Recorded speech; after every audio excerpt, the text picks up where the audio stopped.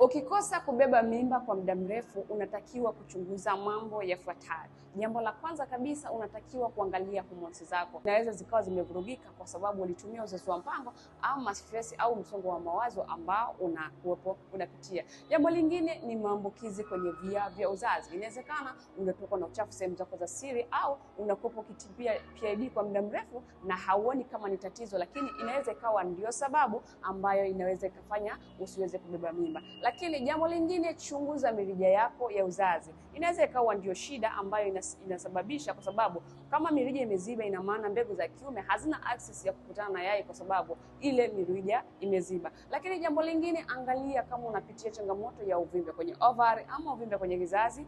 Pia huwa ni hali ambayo inasababisha mara nyingi mwanamke kushindwa kubeba mimba kirahisi. Lakini kama umechunguza hayo kwako wewe mwanamke, umeona hauna changamoto yoyote, basi jitahidi umchunguze na mume wako. Inawezekana ana changamoto ya low sperm count, lakini ana changamoto ya azoospermia ama ana changamoto ya agoospermia, basi jitahidi umchunguze. Ikiwezekana muende wote hospitalini, mfanye vipimo wote wawili, ndio itagundulika ni nani ana changamoto na itawezekana kuondokana na changamoto hiyo kiurahisi. Naitwa Madam Bahati na ni bahati yako kuona video hii.